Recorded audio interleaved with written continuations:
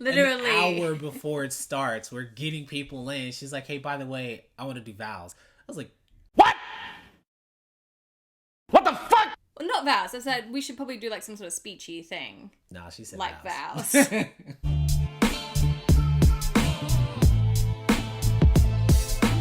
G'day mate, my name's Margie. And I'm Kami. And welcome to our YouTube home, Mixed and Nutty. Yeah, where we make videos about our passion, our projects, and biracial parenting. And this is part 2 of our marriage wedding story in Japan. So if you haven't seen part 1 already, I'll put a link up here and a link down below. But basically it's 2 separate things in Japan. So we decided to make that 2 separate videos. Yeah, so definitely be sure to go check out part 1 and then stay tuned for part 2, which was all based on American soil in Japan. Yeah, that's not confusing at all, hey. So we actually set it up all on base, and that was also a significant amount of paperwork, and oh my goodness. So we rented out a massive conference room that also provided catering and drinks and the whole 9 yards. They set up the whole room, they tore down the whole room. The only thing we had to provide was decorations. Because it was pretty cheap. That's the thing as well, I gotta say. Our wedding in total, I know friends who spent 20 grand or more on their weddings. And ours was in total maybe 1.5 grand. Just barely. Including my dress, all the food, hiring the room, the decorations, everything like that, the drinks. It was, realistically, it was incredibly cheap. That was super cheap. Awesome. We probably should mention, as you said before, the pain in the ass it was for us to have this on base. So basically in Japan, you can go to official wedding planners and it's an amazing experience. You get treated like royalty, they'll bring out a menu for you to choose from and then they'll show you all their wedding packages. Yeah. Which, are also expensive just like in America or Australia. Because, it's at a really nice venue and they decorate and provide food and everything like that. So we had the choice of we could do that and pay a stupid amount of money, or we could hire out the room on base. And I was like, well, we're not going to pay a stupid amount of money because we're about to move countries. Oh, yeah. Let's do it on base. We just have to organize all the paperwork for our guests to get onto base instead. Cue problems. So beforehand, you used to be able to bring everyone's information. They just needed a valid ID. As long as they were a resident of Japan, I could take this paperwork, submit a massive list and be like, hey, I would like to sponsor this many people. And they were like, yeah, just submit all the paperwork beforehand. They'll get passes. This will be easy. And then the day of, they can just flash the little badges and they'll get on base. And then they changed it the day after I dropped off the paperwork. You don't understand how simple. It's so simple this system was. And then the new system is they all have to have fingerprinted and they all have to have their photo taken. Oh, it was such a nightmare. If you imagine 35 people trying to get through a gate where there's this one person doing this. And in my head, I was like, okay, we need to stagger people coming onto base. So a bunch of my friends came the night before and they also helped us decorate. They're the most beautiful friends. Shout out to them for blowing up a stupid amount of balloons and helping me. Love you guys. We couldn't have done it without them. My parents also came over as well from Australia because the flight is actually quite convenient. So they came and they also helped my 90-year-old father there blowing up 50 balloons. I came back in the room. I'm like, what are you doing? Anyway, he's absolute trooper. Him and my mum both were just so amazing. But I basically at that point had started to email everyone because we had both our friends who were foreigners or Westerners, as well as my friends as well who are Japanese and my co-workers. I was like, okay, you all need to stagger when you come.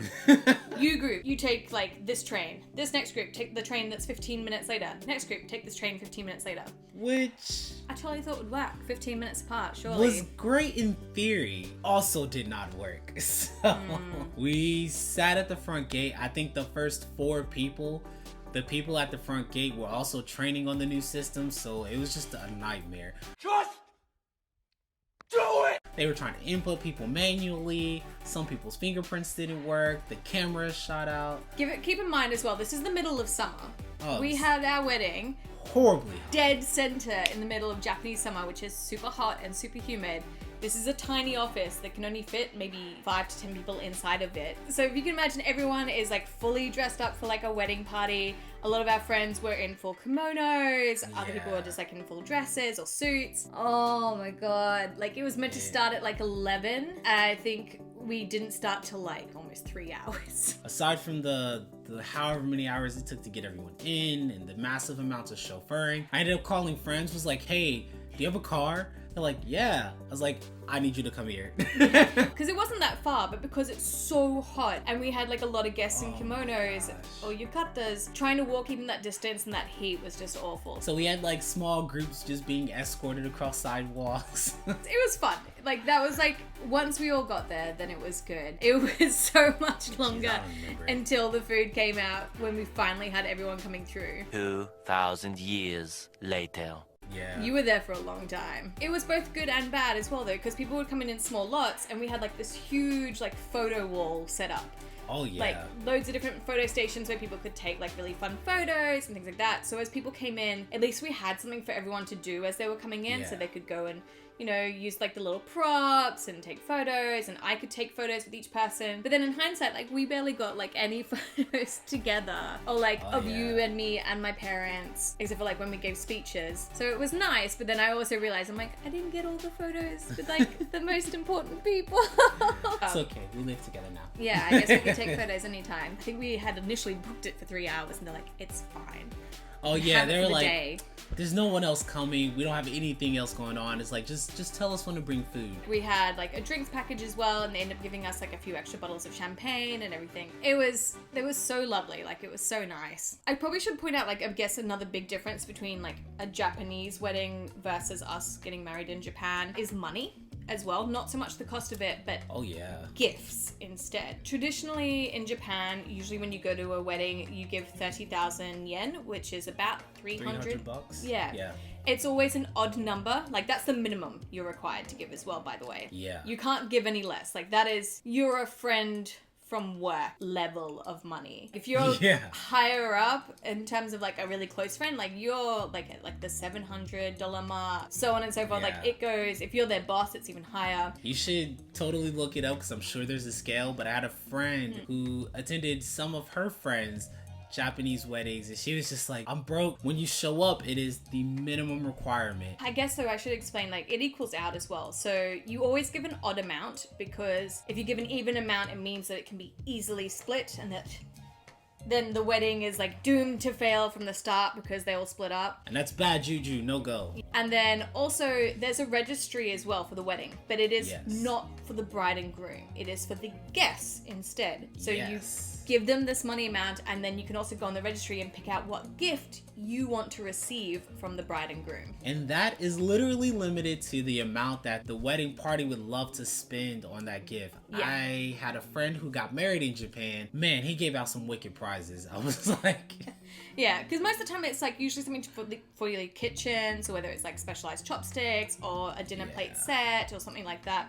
They had... quite nice. Like it's at least $100 worth of gifts that you receive from the bride and groom. Their registry was set with like one of the major appliance companies in Japan, and you could literally just scroll and pick something and it was just paid for. Yeah. It was insane. It's pretty cool. Whilst you're expected to give money, you receive a gift from them, which is obviously, I think, very different to like Western weddings where normally you give a gift to the bride and groom. For some of my friends more recently, people have asked for like a wishing well, which is usually where they ask to be given money instead. Because typically you end up living together for years before you get married, so you already have all that stuff. Yeah. Technically we didn't. We had nothing because we hadn't been living together. It worked.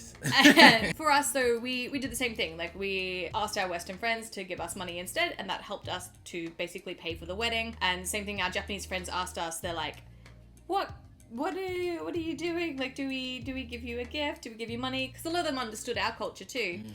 And I said to them, I'm like, give us money, but not 30,000 yen, not $300, because we are not doing a registry. I'm like, we will have a small gift. So we did like a little cheese board and jam. It's just a small gift, super, like just not a lot of money. So everyone kind of understood where it was at. But it was nice being able to, I guess, use that money to be able to pay for our wedding and buy some extra bottles of champagne and actually just all celebrate together, because that Yeah. was sort of the fun of it, really. It was a really good time. Overall, 10 out of 10, totally recommend. It was a small, like, homebrew wedding. We totally made it happen. If it could have been in the backyard, it probably would have. Yeah, it was very much, it's like the best part of the wedding, like the wedding reception where you get to just relax and chill out and have fun. In terms of like what we wore, I thought I bought a white dress. And I was furious because when it rocked up, it was not white. It was like this pale gold color almost. Yeah, think like golden eggshell cream. It's still a beautiful dress. Like, I still absolutely loved it. So I was a little sad that it was not a fully white dress, but that was okay. I did have like co-workers ask if I was going to wear like the traditional kimono. Basically, no. Would be the straight answer, because neither of us are Japanese. Would you say this is true? Like, typically, like, foreigners who are with someone who is a Japanese citizen are more likely to wear traditional clothing? Yes, I've seen it. In between Hiroshima and Iwakuni, they have Miyajima, and at Miyajima Shrine, there's often a wedding going on. Yeah. And yeah, I've seen a couple where they're foreigners, either the bride or the groom, and yeah, they'll be decked out in the proper kimono, and it's super cool, but it is a spectacle. I can't even begin to describe what it looks like. Like, it is incredible to see, and they oftentimes will commit to the ceremony just so other people that are out there, you know, just touring Miyajima can take photos. But I think basically, like, neither of us are Japanese. It would have been strange for us to, either of us, to wear the traditional Japanese clothing. You know, it's not our culture. It's just... Yeah, it's that, I guess, it's like falls in those lines of the idea of like cultural appropriation versus cultural appreciation. Us wearing yukatas and kimonos for festivals, yeah, totally fine. Like, that's a situation where everybody is wearing it together. It's what you're expected to wear to these festivals. Again, that falls under cultural appreciation. But yeah, in this case, no, it wouldn't have been. But it was interesting that like my Japanese co-workers asked me, because they were genuinely curious. Oh, you're not going to wear one? Oh, that's a shame. Like, the idea of cultural appropriation is very different in Japan. They wanted to dress her up, let's just be honest. They were very excited, and I was like, no, I'm just gonna wear like a regular dress. We attended some other events like festivals and so on, and they dolled her up in kimono, yukatas, the whole nine. It was absolutely beautiful. It was nice. I don't think I had anyone ask me. Actually, I did. I had a friend that asked if I was gonna get a kimono, and I was like, nah, it looks cool, but I don't think I fit. Did you want to have a best man? I mean, yes, I did. I wanted to plan it all out like that, but I mean, if I'm going non-traditional, I want to commit non-traditional. I don't want to have, you know, some parts of the wedding ceremony and not all of it, and I think that would be best served for like a renewal vow. Yeah, that was kind of always our idea, is that like we would do another version of our weddings in America and Australia, because only my parents were able to fly over in time for our wedding party technically, and everyone else who was there were our friends and family in Japan basically. There was no walking down the aisle, which for me is probably like the only sad thing, because I did always want like my dad to walk me down the aisle, because I don't know, I guess that's it's just one of those things that you always have in your head from when you're a little kid. But I was super stoked that my dad was actually there, because I was always worried that like he wouldn't live long enough to see me get married or have kids. So the fact that my dad could fly internationally and actually come and participate and do a speech was just amazing. How much? Yeah, oh, that made me really sad. How much do you remember from our actual like wedding party? I remember the games. We took off shoes, which I was not ready for.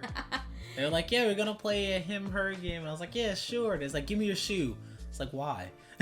And so we played that game, and that was pretty fun. That was a lot of fun. I surprised him on the day by being like, oh, we should probably do a speech. And he was like, wait, what?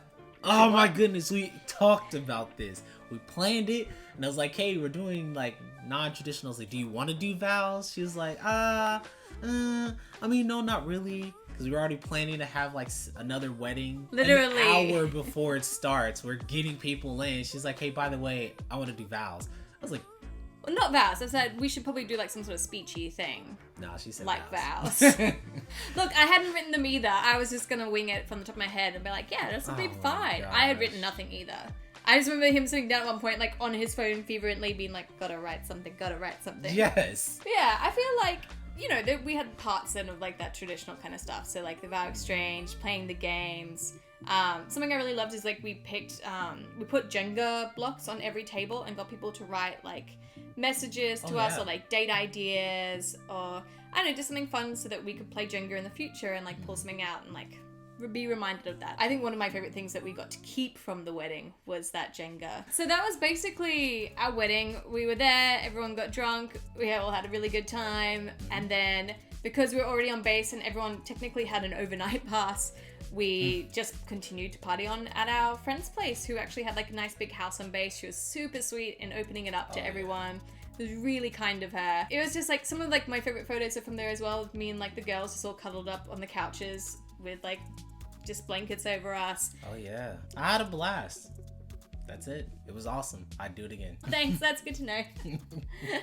I love you too. So overall, yeah, I really enjoyed it. I think it was like a really unique wedding experience for us. Our whole idea, like we said before, was to have other weddings in America and Australia.